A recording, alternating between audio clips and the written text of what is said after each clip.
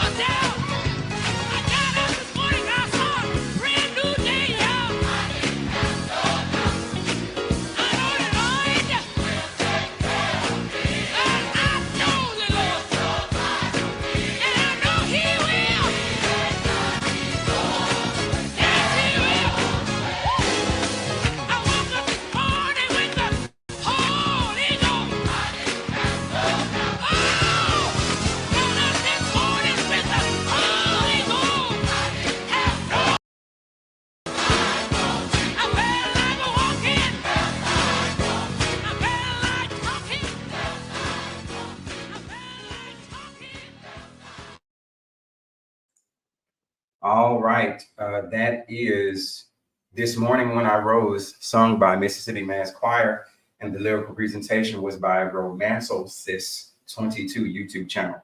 So, Mom, thank you for being with me. Thank you for having me. This evening.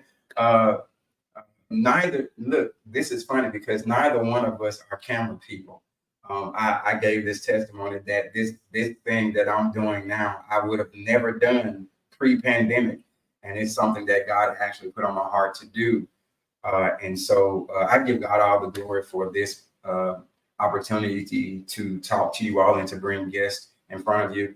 And of course, a big shout out to my lovely wife, Jennifer, who's responsible for the way things look. A big shout out to her. She makes it look so nice and professional. If it was me, it would just be graphics, crooked and all over the place. Everything would just look orange, no contrast at all. So big shout out to my wife, and I appreciate her and love her very much for what she does. So, Mom, let's get it going by those who may not know you. Tell us a little bit about yourself. Well, I'm the eighth number child out of 11. I had three sisters, eight brothers. Well, three with myself, three girls. Father was Jacob and mother Lula Meeks. I guess you can say I'm a country girl, growed up on the farm in the country for about 10 years out there. And we had some good days and some bad days, as to say. A lot of time things was what you might say was hard. But as a child, you don't know until you get to a certain age and you realize, you know, what you're going through at home. So my father sharecropped, and we had to move quite a bit. And right now, I hate the word move. Look like we move so much, but it probably 3 or 4 times elementary while I was in elementary school. And when you learn friends, by the time you learn them in a couple of years, look like you gone and gone somewhere else and get started. So, So, where did you initially move from? Where were you? Where were you born? I guess. well, born in Quitman County. Quitman County. Yes, Marks, Mississippi. Okay. So Quitman County, Coahoma County, that was most of the county we was in. But life was you enjoyed because that's only what you knew. So you go to school, you was glad to be with your friend, but I was glad for my sibling. My sister was like 8 years older than me. So when she went off to college, it was like I felt like at age 8, I'm supposed to kind of like pick up where she left off. But home life, the girls did the chores in the house, the boys did the chores on the outside. So cooking, cleaning was our job. But mainly I did it, I guess I saw my mama. It's a need that she, you know, having children. I just had this mind to help my mom, and I did all I could to help her. So I enjoyed, you know, life coming up with my brothers. Most people would think that coming up with brothers, 4 brothers older than you and 3 younger, they, girl, you probably was so spoiled. No, brothers you weren't didn't. spoiled? Oh, no, no, no. Oh, really? Because we had to work. Okay. And work in the field when it's time to go to the field. I started out trying to chop cotton, but I could pick. But you know, I wanted to be out there in the field where the family, where everybody else was. So I enjoyed coming up as a child. So how was that? Now you growing up with guys, did you um did you try to hang out and do guy things with them sometimes? Like, did you try to hang out with their friends? You know, like sometimes girls come up with brothers, they'll end up being tomboys. Sometimes they try to do what the brothers do and all that type of stuff. So, did you find yourself doing that sometimes? No, to me, we didn't really have time. Like before you go to school, you had to do this and that. You come from school, you had things to do. So it's not like you just come from school and play. So hanging out. Well, I had a favorite brother.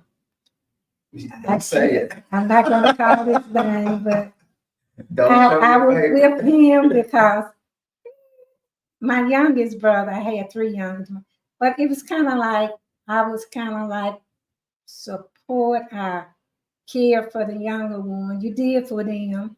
And the older one kind of like helps you out a lot. But no. I didn't try to hang out with them. Okay. So what kind of things when you were growing up, what kind of things did you do when you were able to hang out? What kind of stuff did you do for fun or to chill out? As they Well, say? we didn't really use that word hang out back here. You know, most families, you was home most of the time. You didn't really like go to town. It's just most families kept close to home, you know. Even much during holidays, it was just the way people live back here then. So until high school, that's when, you know, remember certain things. But it was just a quiet life the way we live. So now when we grew up, you brought us up in a Christian home. You and Dad raised us up in around church, took us to church a lot. So did you grow up the same way? No, we didn't get a chance to go to church as much because being out in the country, it wasn't church. It wasn't a church always close by. So most time you might got a chance to go to town, to church every so often. But it was just a way of life. Sometimes transportation was the problem. Uh, Now let me point out something. When somebody says go to town, you know they really lived in the country. When they say we're going to town, you know they lived out there. yeah. So now where was out there? Wherever you live, out in the country on the plantation. We said we went to town. That you didn't have no stores or anything out there where you live, so you had to go to town to buy grocery. If it was Clarksdale, you like 10 miles from Clarksdale, so you had to go there to shop. Now when I grew up, the only place I knew was Farrell. So how many years were you living in Farrell? Like this is Kahoma County, right? Yes, Farrell is number one on Highway number one, about I guess 8 miles from Clarksdale. So that was what we call a little town. It had a, you know, as they say, you have a post office Oh, that make it a town, and it did have a little store, but they got post you office as wouldn't a gym. buy your groceries from there. We still went to town, but and that's where, you know, I think that was the last place we moved because my father at that time, he was not no longer sharecropping. He started doing carpenter work. So we from then we was able to sometimes work on Saturday to go pick cotton and make a little change. Because long as we was sharecropping, you know, you had to work for what you got at the end of the year. If you had anything, if you know, left over. You had this like for Christmas, what we got for Christmas, like an apple orange. So it wasn't like children start off, you know, that was back in the day, as they say. Mhm. So how did you get introduced to the Christian way of life? Because that was all we knew coming up. So how did you get to that point where you knew that's the relationship you wanted with God, or I guess how did you get to the point where you allowed God into your life? Well, the way you was brought up, you know, your parents taught you right and wrong, certain things you did and didn't do. Uh, but just really start going to church. We would go maybe once a month, uh, maybe twice. But when I got in high school, well, junior high, we started going more often. It's not like you had a church out there. We went to town to church, but there were some churches out, but we were going to the sanctified church. So And we went to town to church. So, but that was the way of life. It's not like you just came up always in church. Mm. So when did you all get to St. James? Because that's where I remember grandma, and I just have this vivid picture of granddad standing outside with a detective like hat standing outside the door. I just have memories of that. So when did you all get start going to that church? I think I was about 12. We would go on and off. And when I got in high school, we would go more so. So, about, I guess, 10th grade, my mom joined. So we started going more so. But most of my siblings were kind of like grown and gone from home. So Mhm. it was just the youngest brother that was younger than me. Okay. Mm-hmm. All right, and mom, no, not mom, but my grandmother, she was a mother at the church. She was Yes, well yes, known at the church, and so yeah, those are the memories we have. And um, so let me ask you this: did you notice any change, you know, in family living and things like that when you all were going to church more versus when you weren't going to church as much? no, because family kind of like you kept close relationship. You had to know you knew where your children were most of the time because it's not like we went that many places. You know, my oldest brother got in high school, they could go more so with their friends. But when the younger one, mom and dad, they knew where we were at all times. So it's not like you had a car to go here and there. But in my high school, I think junior senior year, uh, I think I got a part-time job, and Doing what? would you believe working in a store, a Gibson. It was a Okay, Gibson, I just heard like about it. Gibson. Yeah, just like a Walmart, Kmart. So you like a cashier or something? Yes, and can Okay. you believe that my brother uh, gave me a car at that time? I said, "Ooh, And that how was old? about 17." What? Yes, You had a car at it was a 17? Rambler at that. A Ram. Rambler station way. For me to get to and Jen, to work, see if yes. you can figure, see if you can Had get a a picture of what a Rambler. Ram looks Yeah, like. A station Ram wagon. station But wagon. that was just like a Cadillac back here. Okay. That was a luxury when you didn't have coming up. Right. So when you first got your first car, it meant a lot to you. Just to take care of it. Um, We well Rambler. She said it was Ramble. Rambler. Yes. So you got a car at 17. We didn't get a car when you were that old. Well, you Yeah. probably need one. I needed one to get back and forth to work. How far was it from home to get to work? It's about 8 miles. Okay. It's from Farrell to Clarksdale. It was on the outskirts of Clarksdale. Hmm. Yeah, but I enjoyed it working Okay. until I lent it to my brother, and my brother told me, he said, "Don't you lend this car?" Not calling name, but I did, and my brother ended up messing my car up. Mm. Yes, yes. Okay. So now we were talking earlier about I saw a picture. Jennifer saw a picture of you in a nursing thing. So you graduated from high school, and how did you determine you wanted to maybe pursue that field? Well, I I just wanted to be a nurse. So what happened was I wanted to go to nursing school, so I went off to Medihurst School of Nursing. It was in Meridian.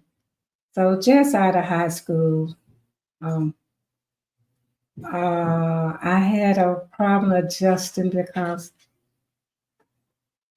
being away from home for the first time, I got lonesome and wasn't able to come home. When I think I was able to come home like Christmas holidays, and I really got lonesome and I wanted to come back home and pursue it. So I came back to see if I could get in at Mississippi Delta Community College.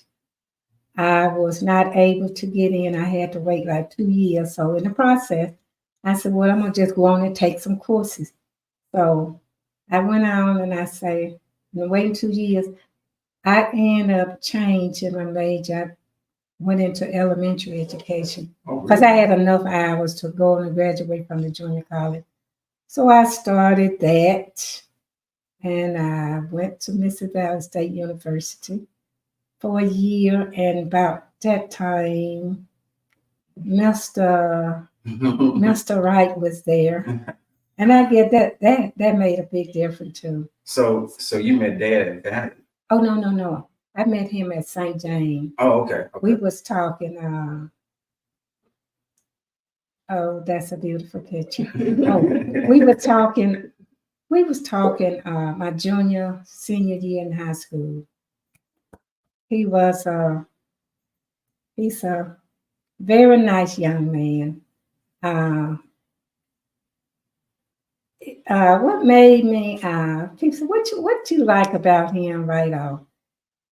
It's not so much what he said, it's what he did, but he worked out at Gibson with me. We worked together. He got me a job. Oh, he's the one that helped you get the job out Yeah, he there? got me the job. Oh, okay.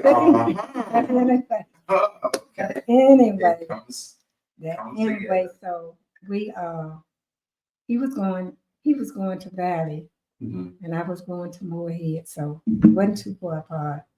But after he finished Valley, he was 2 years ahead of me, so we got married after he finished. Okay. And that kind of like throw things off, what Gotcha. I really want to do. Mm-hmm. Somebody might say, well, why didn't you just go on and do this? It wasn't as easy, Right. So, but everything started out pretty good. Okay. So you both were from Coahoma County. Is that the car? Is that it? But it was brown. It was brown. Yes. Man, that is huge. That's what they call a land boat. But it got you where you wanted to go. It did. You couldn't have walked there. So Can't nobody walk in front of that car. That's huge. And I had to give him a ride sometime back and forth. But Dad? Yeah. Really? He had an accident in the car he had. So we. Yes. Your small self driving a vehicle that big. Well, it's like this. When you come up with brothers, you learn a lot. You're not going to be just not knowing this and that. You learn a lot from them. Yeah. You watch them work on cars. You look. It's not like I was going to work on a car, but something you do learn by looking. So I learned a lot from my brothers. And they was kind of like protected over me when it comes to who I talked to. So they had to. Now, hold on. Okay. So, Jen, somebody said, put the picture back up of the car. They said they missed it. Oh, now, you said your brothers were protected. Were there some cases where they ran somebody off who might have been interested in you? No, really. Like some people say, that probably was your first boyfriend and only boyfriend. Well, it's not like back here then. You talk to this one, that. Most when you talk to somebody, it was if you like the person, the relationship will continue. And he wasn't that type of person like from girl to girl. It probably other girls he was interested in, but I guess he chose me. Vice versa. Mm-hmm. You can like the other person, but I prefer, it was more. So with him, is that it? That's it? Wow. That's my car. That's not bad looking. Mm-hmm. It's not bad looking. Yes. I think you use some better hubcaps, but that was good for me. Mm-hmm. Okay, that's pretty cool. So what made you say yes to dad when he proposed? Well, What I guess back here how were you then, sure? it's one thing I liked about my husband. He cared a lot about his grandmother. He always did for his grandmother. He talked about it. He just did a lot. And I said now, if he can care that much for his grandmother and do for her, I believe he'll love me, and do for me down to the year. It's not like some people say, oh, you I was just in love. Well, we love each other, but our love was not like where I knew the Lord and he knew the Lord. Mhm. So our love was, I don't say, well, I'm gonna say God, but we kept it a certain distance because of the life we live. Mhm. He loved the Lord and I love the Lord. So sometimes you say, well, you're going to get married and praise waiting.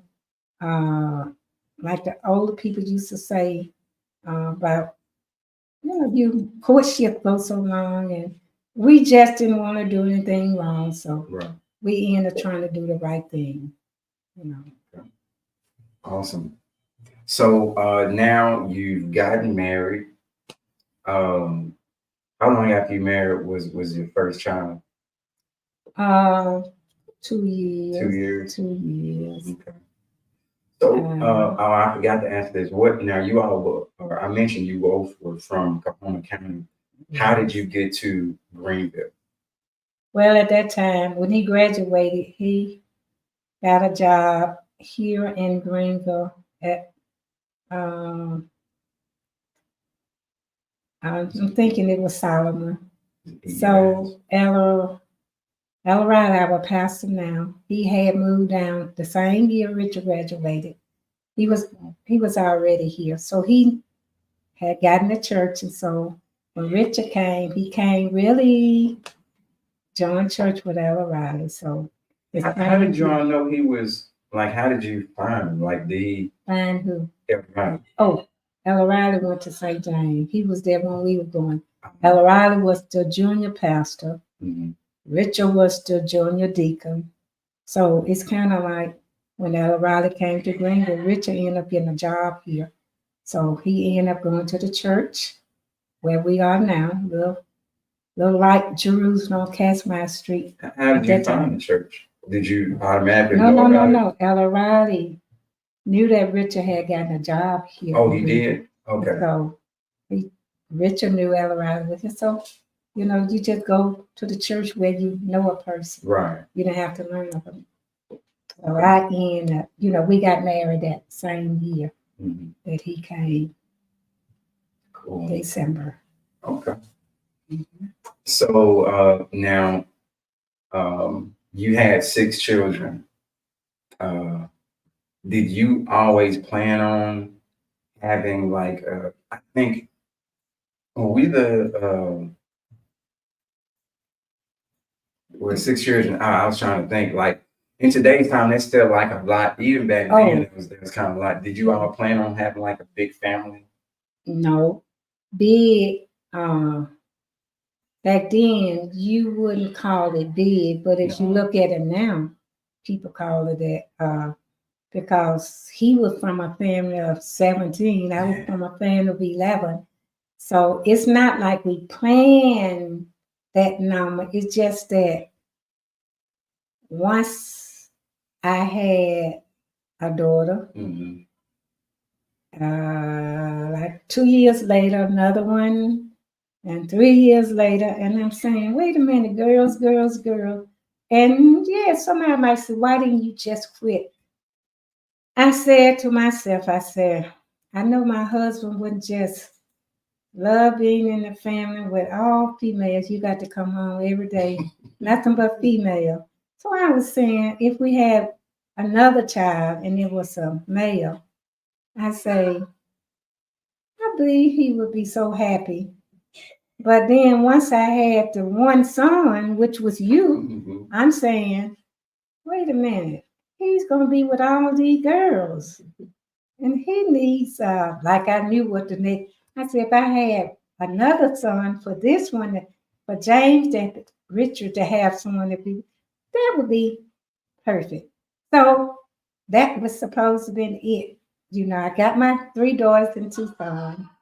So I said, okay. And I was working, I did work part-time, but when I had the first 3, it was getting kind of hectic getting up every morning I was doing a lot of subbing, getting everybody ready. So I chose to take care of my children because it was hard to find someone to keep them, to help you with them.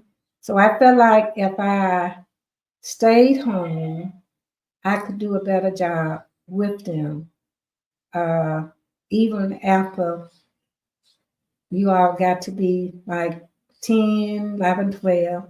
So I told my husband, I said, I can work at night and you be home in the evening night with the children. But we try things and you find out, so no, that's not a good deal because, the enemy can come in and you can be asleep, but you never know what your children got in mind. So I didn't feel safe about that. So I stayed home and he wanted to get a part-time job because he felt like I could do better than in the evening. Mm-hmm. But I enjoyed raising my children. I enjoyed being a mom. No, it was not easy. And during the summer, I would even much keep my nieces. And I look back now and I say, what would you think about having all those children? I mean, with your nieces. But children draw children and they keep each other busy. But I enjoy being a mom. So now that was a big change for you because we know you be active. You like to be out and about. So that was a big adjustment for you to leave what you were doing and to come home. So how did you deal with that? How did you adjust to that? Well, I did. When you say I wasn't just home all the time. It's being a mom and a wife. You don't just have one, two, three, four things. You have multiple things to do. And with my husband working, teaching, he couldn't take off when he wanted to. So it's kind of like you had to be what you use the word to fix a mom. You had to get everything done. If the car needs service, you had to go get it done. Whatever needed to be done, you had to do it. So it was a lot on my plate to be done. Like when you all was in school, after school, when you got in high school, I told you you couldn't be in sports and in the band. You had to choose one thing to do. Because I was not going to be running all over town from school to school. I said, you all decide one thing. So all of you all decided to be in the band, and that made it easy on me. But, it's he wasn't able to do it when he got off of work in the evening. So, and then when he started his part-time job, I just, you had to do. I say everything you had to see to it being done. Now that hashtag, that nickname, Fix It Mom, she came up with that. We didn't come up with that. So my mom tried to fix any and everything at the house. I remember sometimes my dad would come home and he would say, "What have you done now?" Like whatever she did to fix it, she would fix it. So sometimes it worked, sometimes it didn't. But it showed that I wanted it done. Yeah. I tried. She tried. I She know tried. some things he Look, couldn't. My mom she still has a library of books. Like she would get books and try to figure out how to get stuff done. Do you think that came from you growing up with so many brothers? Oh, now when it comes to fixing things, let me tell you, in high school we had to take home economics. Mm-hmm. So by taking home economics, we learned to sew. And by learning to sew, you learn to make a dress, make an outfit. And I found out later on it was just knowing how to read a pattern. follow the pattern. Mm. So it's the same thing about if you want to, I tell people, if you want to build a house, you need a hammer, nail, and material. So making a dress, you need the needle, thread, you need the material. So it's our thing about following the pattern, knowing how to read and follow directions. Simply as that. So a lot of things I did. My husband, all he know it was done. He never did it. But Sometimes you did. well, yeah. But we had that understanding. So I laugh because I remember so good. I remember hearing the conversation. Like, what you do? Well, I had to get it done. Yeah, that was fun time seeing like mom just she would get down there with hammer and nail. Sometimes me and my brother were like, Mom, what are you doing? What are you doing? It's like I get it done. So that's where Fix It Mom came from. So let me ask you this. So raising 6 children, um, then compared to now, what do you feel like is a big difference in parenting if you compare then with now? it's I don't think majority of the parents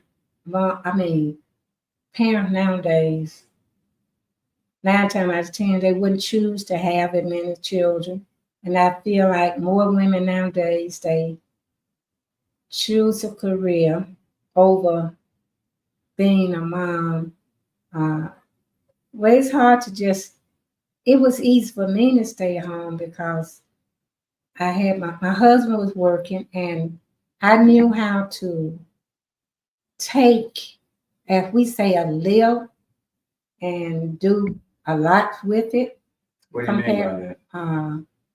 Like for a family of 6, well, mother and father 8, uh, back then you could take $50 and buy up, when food was cheaper then. You could manage and do a lot with it.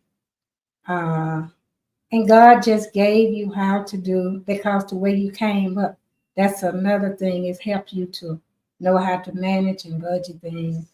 So it wasn't hard. And now clothes wise, yes, sometimes how they hand me down clothes. I know children got tired of that. But other children were doing the same thing. So it's not like we got to wear this, we got to wear this. That's what they did back in then. And I was so glad when they started the school uniform. Yeah, I know it. Ooh, what a relief! What a I remember relief! that. We didn't have to look for what you gonna wear tomorrow. You know what you gonna wear tomorrow. So the Lord was just good. I don't wish back and say, if I had to do it over, how would I do it? Well, you probably would do the same thing over because you would have the same mind. But today in time, I wouldn't tell nobody to do this or that because in so many homes you have single moms and they have to work. They have to send the children to the daycare because you can't do both. So I sacrificed and did what I did. I could have gone the other way, but I wanted my children to get a good start. If I could see to you all finishing high school and going on, I feel like I gave you a start. So I thank God for those who did, those who chose not. You had a chance. Yeah, we thank God for it too. Thank God for my mom. Having a mom at home makes a difference. And she wasn't at home; she was at school too. Sometimes I remember I said this before. I remember I was in class acting up like second grade. My mom frequently visited the schools in those years. And I looked up, I still remember there was this diamond shaped window with a brown classroom door. My mom had this very stern frown that she would wear. I looked up in the window and she had the hardest frown looking through that window, and I just knew I was gonna get it. So thank thank God for mom being there because sometimes you need that extra intervention in school, and I really needed because I was active.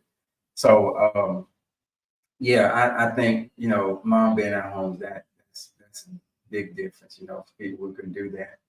And so, what would you say was your biggest challenge if you had to say biggest challenge for being a mom? Well, most of the time when you are, you have to put yourself last in order to see to your children doing what they had to doing for them and giving up. A lot of things you wanted to do, you just put it on the back burner. So I was glad that I was able to, you know, do for you all what I did. Your oldest said your biggest challenge was her. Well, we're not going to talk about anybody in particular.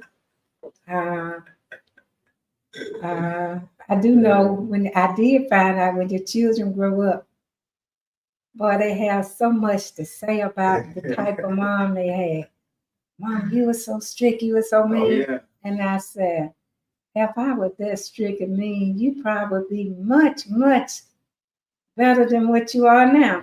But, you did what you feel like God gave you to do. So I don't regret. I always tried. There's one person, I had a goddaughter ask me, she said, out of all your children, she said, which one was your favorite?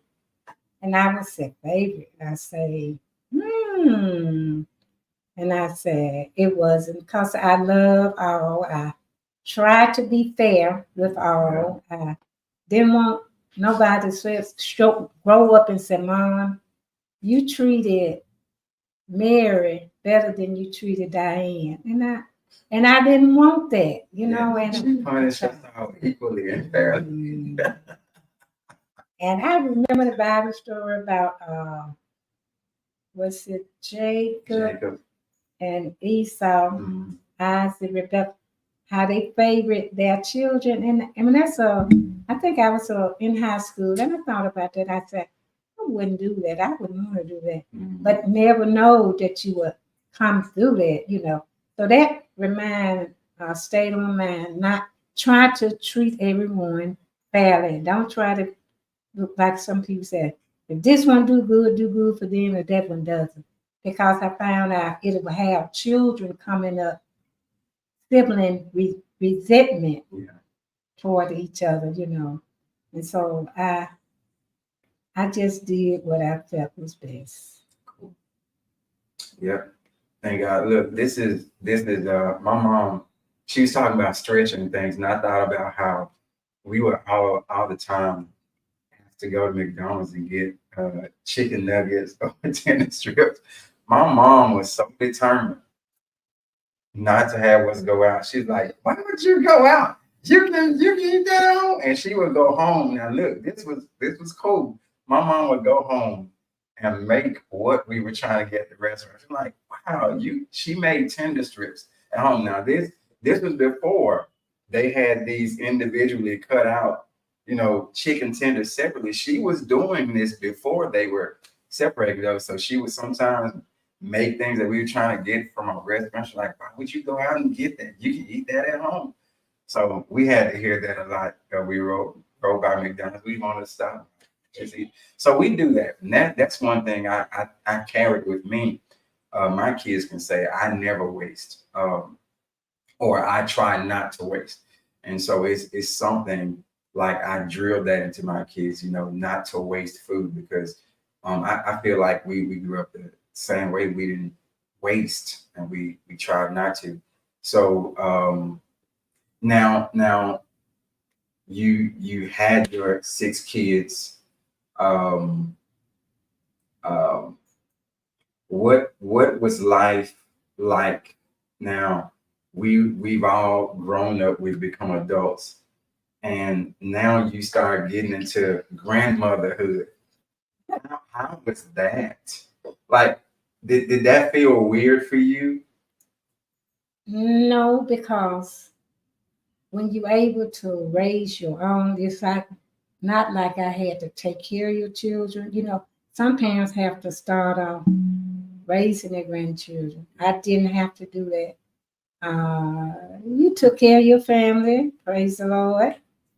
The other did theirs. I had to help with one, but it's not like all the time. Both grandmothers shared with the helping. So it's not like people say, oh, I bet you have to take care of your grandchildren. I said, no, no, no. They take care of their own children. So it's not like you had to do. So that was a big help.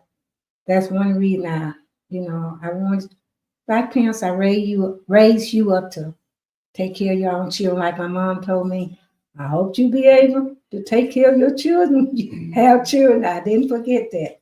So that was the thing that I desired for my children to take care of their own.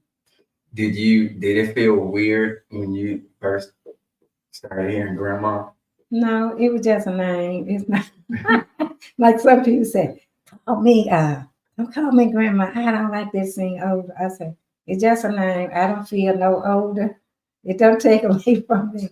But what it is when you have to raise them when they there all the time.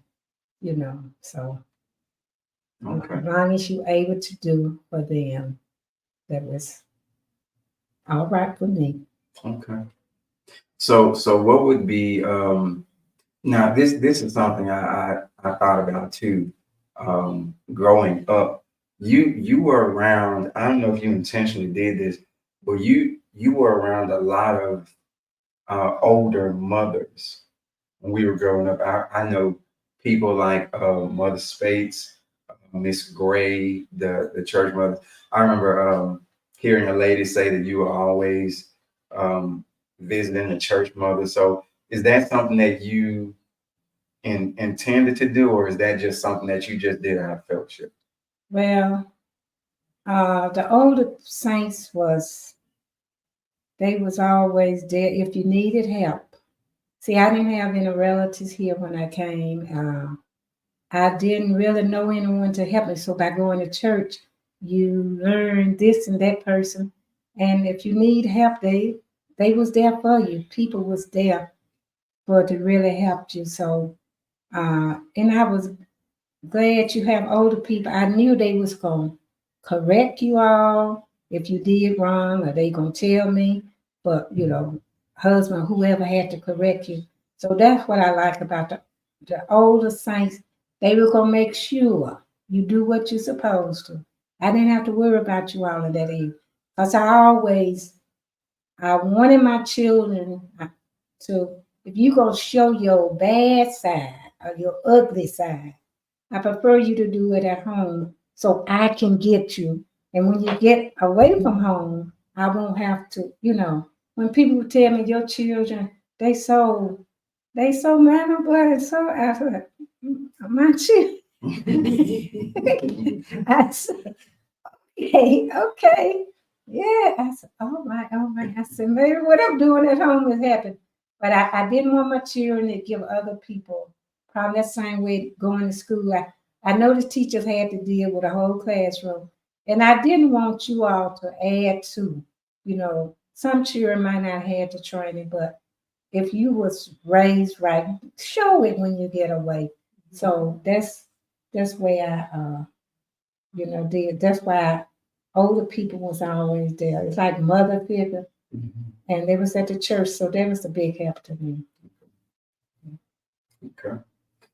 All right. So now we are you're at this point in life. You've gone through a lot, ups and downs, things like that. What is it about this other name, cheerleader for Jesus? Where did that come from? Where did cheerleader for Jesus come from?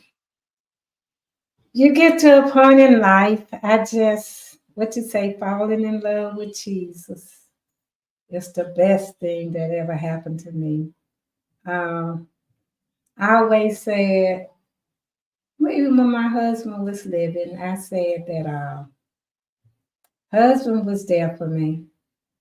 But over in the nighttime, you can cry out and talk to the Lord. He's always there. And so you learn in life, if you learn to lean and depend on Jesus, He'll always be there for you. And so that's why I say, yes, I can give him a J. I can give him a E. I can give him an SUF. But that was something we have to do in life to make yourself laugh. It's like the song this morning when I wrote, you wake up in the morning, if you can hear something to make you want to get up, it means a lot. But I try to put the Lord first in my life, first. And yes, thinking about my husband, I miss him. I miss him, but he was a good man, a good man. I cannot but miss him. But when you say, I know you're in a better place, I know he wants the best for me, my children. So just the life I had with him, it can't be replaced. How many years were you married? 42. 42. This year would have been 50. But guess what? It doesn't seem like he's been gone. It's that 8 years. It'll be 8 years November. But I enjoyed with him. Like some people say, does it hurt you to talk about him? No, because it's you just remember the good time, And yes, I do miss him. Yeah. And I told someone just recently, they said, do you plan to get married again? I said, don't know how to want to marry me. I said, they not going to treat me like Richard did. So I'd say one thing helped in our marriage a lot. He didn't put no stimulation. Like some people, the wife can't do this or do that. He allowed me to have freedom in my marriage. Things I could do, and he must allow me to go places. He allowed me to go on cruises. But I went with my brother. Look, let me tell you about my dad now. My dad was a homebody. Yes, he was. I remember I tried to get you out of going on a cruise to Hawaii or fly to Hawaii, something like that. And he said, I want to go across all that water.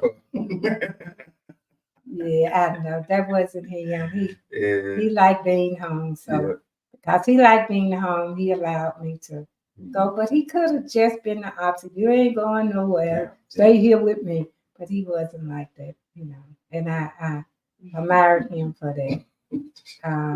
That's why I say you might not get that in a second chance. So yes. Yeah. It's Rachel. Rachel said Mama likes her freedom. # stay single. Thank you, Rachel.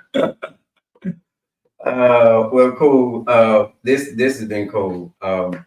Last thing, I was mentioning you. You were talking about all the ups and downs you've been through, all the challenges that you faced in life. What would be your, I guess, word of advice to a mom who might be, going through in a situation?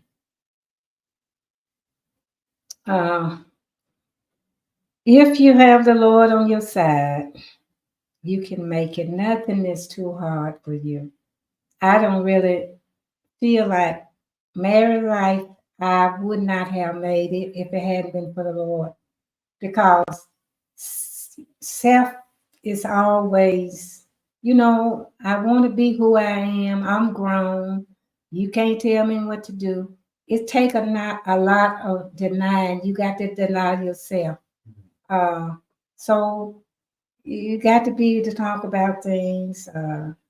You have to realize the children are there and you want to live the life before them. So it won't make they be confused growing up. It's not like we put on a show, but in reality, let your children see that by serving the Lord, you can make it, you can go through.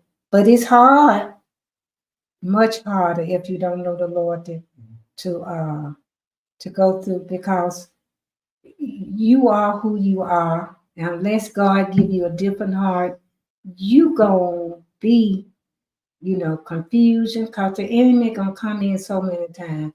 But when you know the Lord, he can give you peace where there's confusion. So if either one of us had not been saved, it would have been harder. And that's why it's harder for people to stay together sometimes. If one is saved and the other one is not, it's hard because the enemies is in there. He gonna cause confusion. He gonna cause just a lot of things that you wouldn't normally do. Being saved, putting God first, it's gonna make a difference. So I give God the glory for me because we know ourselves.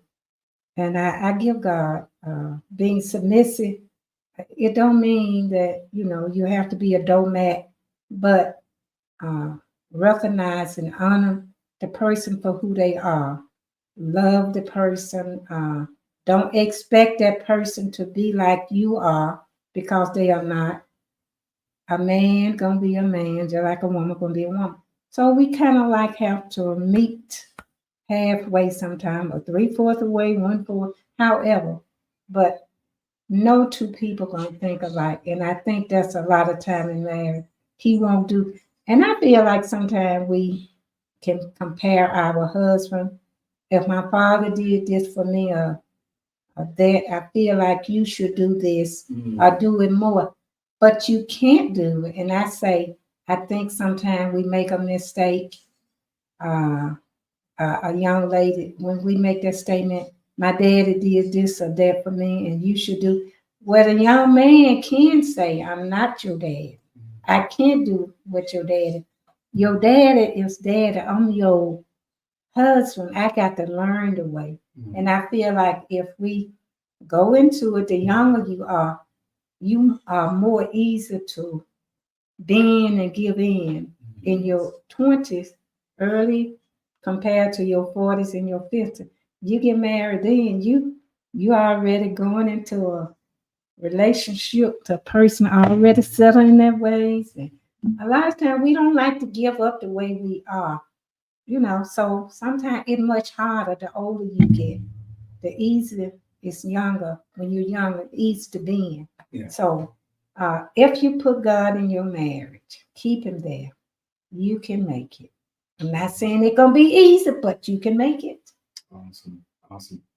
Okay. Well, Mom, thank you so much. Everybody, thank you. Thank you. Thank you all for joining us. I've enjoyed having my mom. It's the first time my mom has been on here. Look, hey, if you want her to come back, let us know in the chat. Say Mom part 2, and we can have her back on here. Oh, you see all the chats people been. They know this is gonna be the first.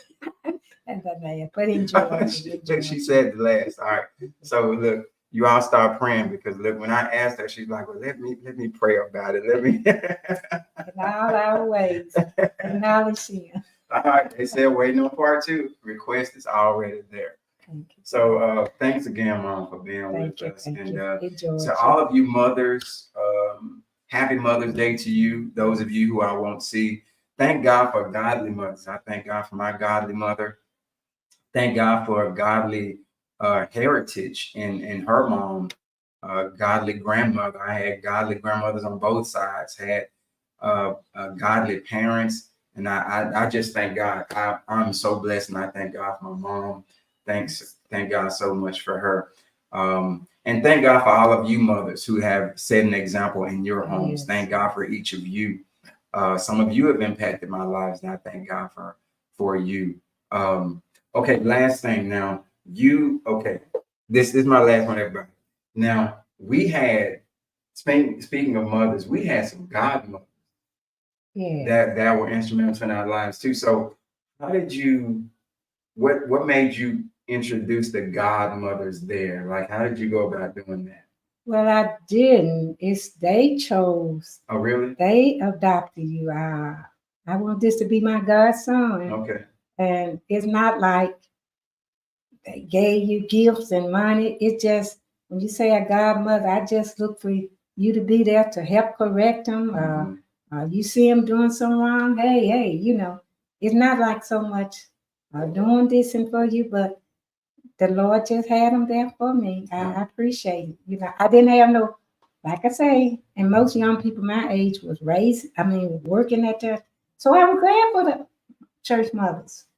All right, we had some good godmothers too. Yes, So shout out to godmothers. Yes. Let me see if I can remember who they were. All right, so Rachel, who was your godmom?